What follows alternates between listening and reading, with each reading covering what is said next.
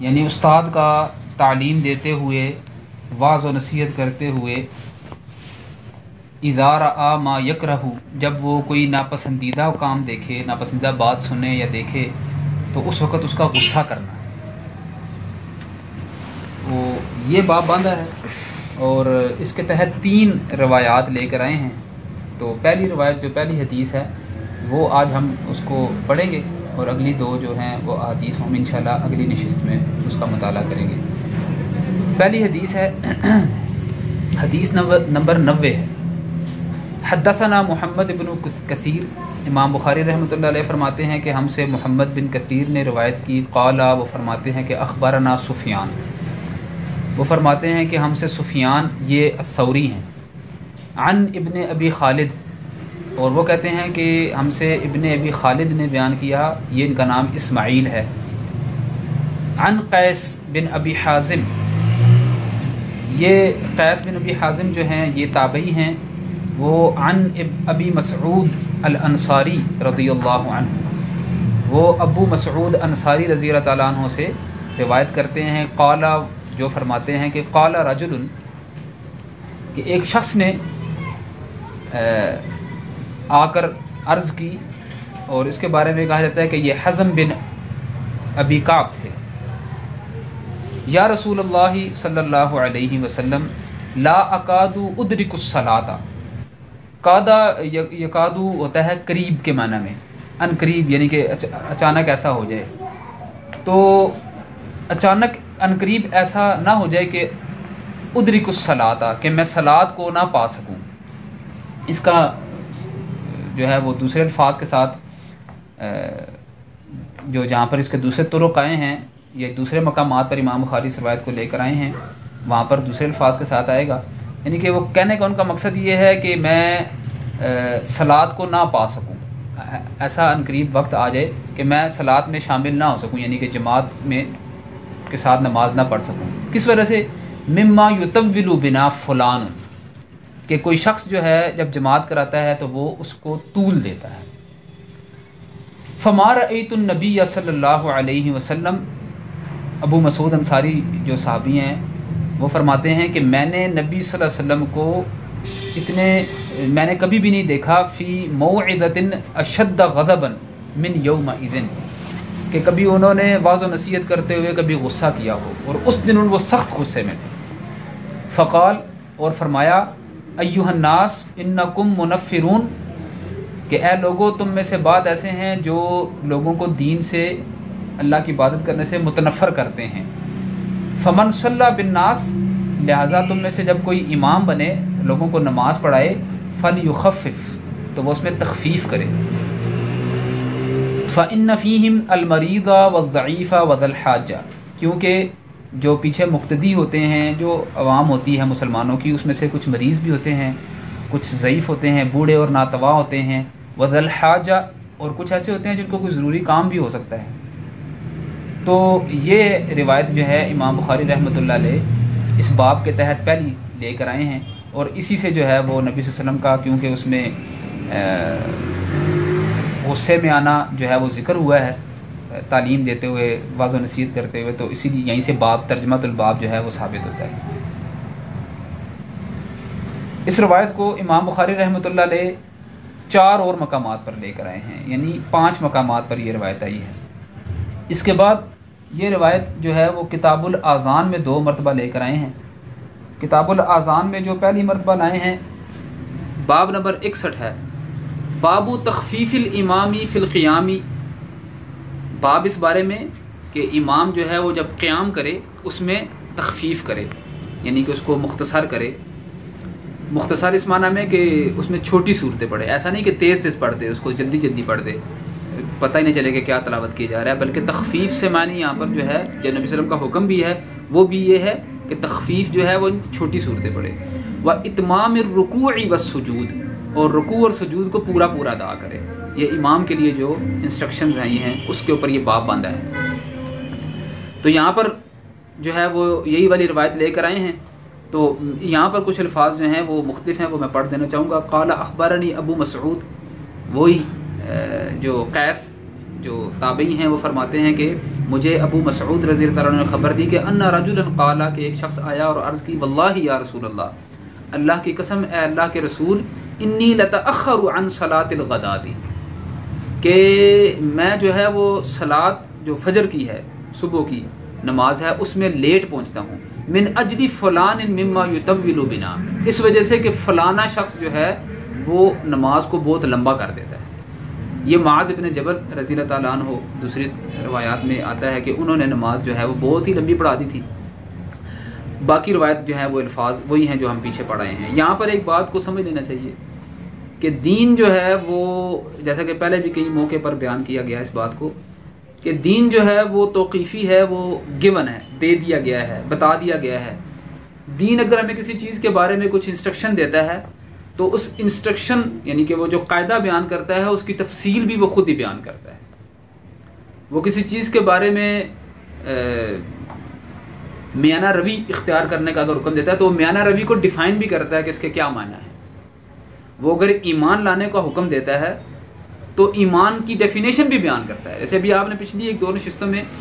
وہ ایک شخص آ کر پوچھتا ہے تو نبی صلی اللہ علیہ وسلم کہتے ہیں کہ ایمان باللہ، اللہ پر ایمان لاؤ، پھر اس سے پوچھتے ہیں کیا تم جانتے ہو کہ ایمان باللہ کیا ہے؟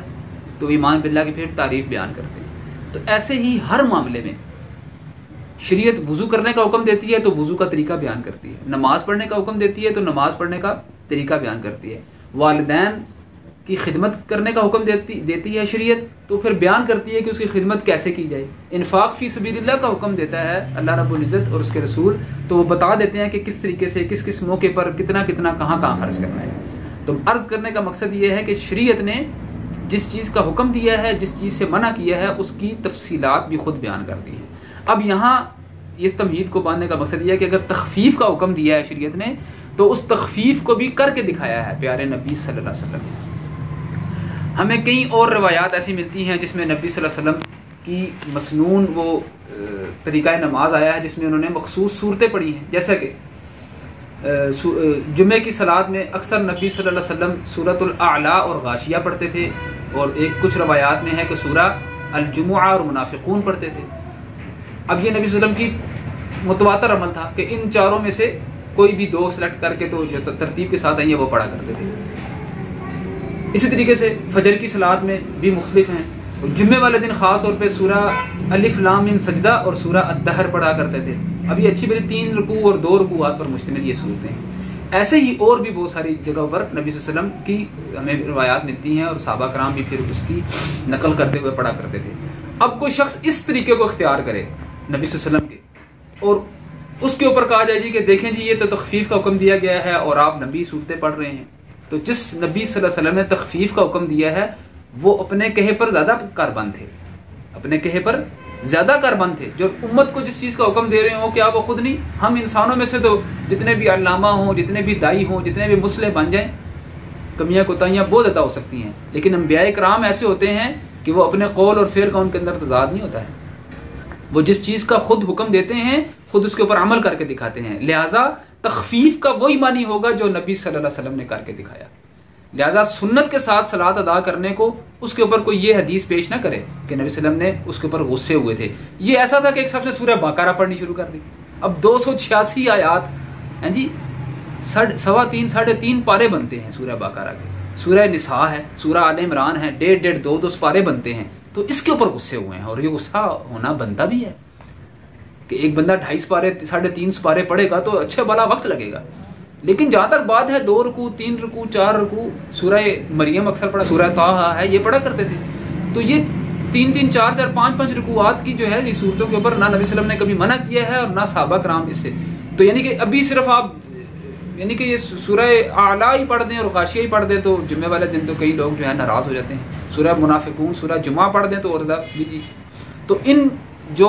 پھر دوبارہ عرض کرتا چلوں کہ شریعت نے جو حکم دیا ہے وہ اس نے اس کی تفصیلات بھی بیان کر دی ہیں۔ تو یہاں پر جس چیز کی ممانت آئی ہے وہ بہت لمبی 2 پارے پڑھ دینے کی ممانت آئی ہے۔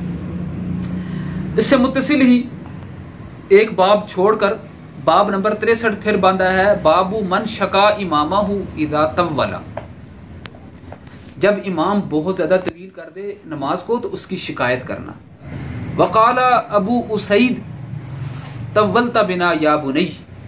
ابو اسید جن کا نام مالک بن ربیعہ ہیں، انہوں نے اپنے بیٹے منذر سے فرمایا، وہ نماز پڑھا رہے تھے، ان کے بیٹے تم نے تو نماز کو ہم پر بہت لمبا کر دیا۔ یہ بھی باب ہی ہے۔ اس کے تحت بھی وہی والی روایت لے کر آئے ہیں جو ابو مسعود رضی اللہ تعالیٰ عنہ سے ہیں، جو ہم اس سے پہلے بیان کر رہے ہیں، تفصیل سے پڑھ لیا ہے۔ اس کے بعد امام بخاری رحمۃ اللہ علیہ اس باب کو کتاب الادب میں لائے ہیں۔ کتاب الادب میں یہ جو حدیث نمبر تھی 702 اور 704 ہے۔ اب جو حدیث نمبر آ رہی ہے 6110 نمبر حدیث ہے، باب نمبر 75 ہے کتاب الادب کا۔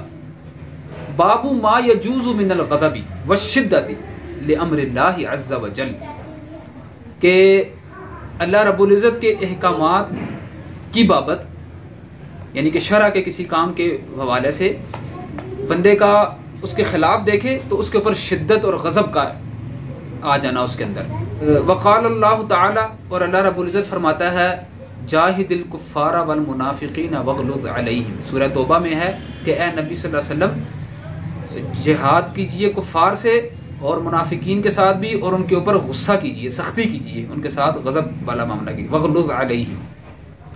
تو سورہ توبہ کی آیت کا یہ حصہ امام بخاری رحمۃ اللہ علیہ اس باب کے ساتھ لے کر آئے ہیں، اور اس کے تحت وہی والی روایت جو ہے وہ پہلی روایت کوئی اور لائے ہیں، اور اس کے بعد جو دوسری روایت ہے 6110 نمبر، وہ یہی والی روایت لے کر آئے ہیں جو ہم ابھی اس کتاب العلم میں پڑھ چکے ہیں۔ اور آخری مرتبہ یہ حدیث کتاب الاحکام میں آئی ہے، کتاب الاحکام میں، ٹھیک ہے جی۔ کتاب العلم میں، کتاب الاذان میں 2 باب باندھے ہیں، اور کتاب الادب میں اخلاقیات ہیں، اور کتاب الاحکام میں کیونکہ وہاں پر جو باب باندھ رہے ہیں وہ ہے باب نمبر 13 ہے، باب هل يقضي الحاکم او یفتی وہو غضبان، کیا جج قاضی جو ہے کوئی فیصلہ کر سکتا ہے، یا مفتی فتویٰ دینے والا کوئی فتویٰ دے سکتا ہے جس وقت کہ وہ غصے میں ہو، جس وقت کہ وہ غصے میں ہو۔ تو اس میں پہلی روایت جو وہ لے کر آئے ہیں اس میں تو کیونکہ وہ ہمارا یہاں پر موضوع نہیں ہے ابھی وہاں پر، لیکن پڑھ دینا ضروری ہے، وہ ہے کہ ایک جو ہے وہ صحابی جو ہیں وہ ایک تلقین کر رہے ہیں کسی کو، وہ فرما رہے ہیں کہ لا یقضین حکم بین اثنین وہو غضبان، کوئی بھی شخص 2 کے درمیان ثالث نہ بنے، فیصلہ نہ کرے جس وقت وہ غصے میں ہو۔ یہ شریعت کا عام قانون ہے۔ نبی صلی اللہ علیہ وسلم کیونکہ وہ ان کو ہر وقت وحی کی سرپرستی حاصل تھی، محفوظ ہوتے ہیں، معصوم ہوتے ہیں، اللہ رب العزت ان کو جو ہے وہ ما ینطق عن الہوا ان هو الا وحی یوحی کی سند دیتا ہے، تو ان کا معاملہ اور ہے۔ جو عام امتیوں کو جو ہے، قاضیوں کو، فتویٰ دینے والوں کو، فیصلہ کرنے والوں کو جو حکم ہے وہ یہی ہے کہ غصے کے وقت میں جو ہے وہ فیصلہ نہ کیا جانا چاہیے۔ تو یہاں پر جو ہے وہ روایت لے کر آئے ہیں یہی والی جو ہم پڑھ رہے ہیں، پھر اس کو دوبارہ پڑھ دیتے ہیں تاکہ اس کو ریوائز ہو جائے۔ عن ابی مسعود الانصاری، ابو مسعود انصاری رضی اللہ تعالیٰ عنہ سے روایت ہے، قال جاء رجل الى رسول اللہ صلی اللہ علیہ وسلم، ایک شخص رسول اللہ صلی اللہ علیہ وسلم کے پاس آیا، فقال، اور عرض کی، یا رسول اللہ انی واللہ لتأخر عن صلاة الغداۃ، کہ اللہ کی قسم میں فجر کی صلاۃ میں جو ہے وہ لیٹ شامل ہوتا ہوں، من اجل فلان مما یطیل بنا فیہا، اس وجہ سے کہ فلانا شخص جو ہے وہ ہمارے اوپر نماز کو بہت لمبا کر دیتا ہے۔ قال فما رأيت النبي صلی اللہ علیہ وسلم قط اشد غضبا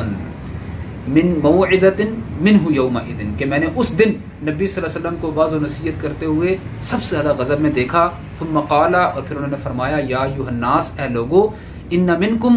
منفرین، تم میں سے ایسے ہیں جو لوگوں کو متنفر کرتے ہیں، فایکم من صلی بالناس فلیعجز، تم میں سے جو بھی امام بنے، نماز پڑھانے لگے تو اس کو مختصر کرے، فإن فیہم الکبیر والضعیف وذا الحاجہ، کیونکہ اس میں بوڑھے بڑی عمر کے لوگ بھی ہوتے ہیں، ناتواں بھی ہوتے ہیں، ضعیف بھی ہوتے ہیں، اور حاجت مند بھی ہوتے ہیں۔ تو یہ تھی وہ روایت جس کو آج ہم نے کتاب العلم کے تحت پڑھا ہے۔ تو اس میں جو ہے وہ کیونکہ علم کی بات کتاب العلم کے حوالے سے ہی ہم زیادہ کیونکہ اس کے اوپر فوکس کریں گے، وہ یہی ہے کہ جب کوئی شخص شریعت کی جو ہے وہ نافرمانی ہوتے ہوئے دیکھے، تعلیم دے رہا ہو، تو اس کے اوپر غضب کھا لینا اللہ کی محبت میں، شریعت کے ساتھ محبت میں، کہ شریعت کی کہیں جو ہے نافرمانی نہ ہو رہی ہو۔ اچھا، یہاں یہ بھی بات سمجھ لیجئے کہ نبی صلی اللہ علیہ وسلم کا یہاں پر غصے ہونا یہ پہلی مرتبہ کا نہیں تھا، کیونکہ اس سے پہلے وہ منع کر چکے تھے، اس سے پہلے ان کی ممانعت اس کے اوپر آ چکی تھی، اس کے باوجود یہ ہوا تھا، تو اس وجہ سے غصہ انہوں نے کیا ہے۔ تو ایسی بات کہ اگلا شخص اس شریعت کے حکم کو جانتا بھی ہو لیکن اس کی مخالفت کر رہا ہو، تو استاد، شیخ، پڑھانے والا، تعلیم دینے والا اگر اس کے اوپر غضب ہو جائے اس وجہ سے، اس کی ذاتی کو اس سے منافرت نہ ہو، ذاتی کو اس سے بغض نہ ہو اس شاگرد سے، اس کو سمجھانے والے سے، بلکہ شریعت کی وجہ سے، اللہ کی محبت کی وجہ سے، کیونکہ ایک حدیث کا جو ہے وہ مفہوم ایسے بھی ہے کہ من احب للہ و ابغض للہ فقد استکمل الایمان، جس نے اللہ کے لیے محبت کی اور اللہ کے لیے ہی دشمنی رکھی، کسی سے بغض رکھا، تو اس نے اپنے ایمان کو مکمل کیا۔ تو کوئی شریعت کے کسی حکم کو ٹوٹتا ہوا، اس کی نافرمانی ہوتی ہوئی دیکھے، اس کے اوپر اس کا غضب ہو جانا، تو یہ بھی جو ہے وہ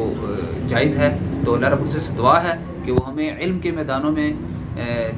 جاری رکھے، چلنے والا رکھے، طالب علم رکھے، اور دین کو سیکھنے والا اور اس کو آگے تک پہنچانے والا، خود اس کے اوپر عمل کرنے والا بنا دے، تاکہ اللہ رب العزت ہم سے راضی ہو جائے اور ہمارے گناہوں سے درگزر فرمائے۔ سبحانک اللہم و بحمدک، اشہد ان لا الہ الا انت، استغفرک و اتوب الیک۔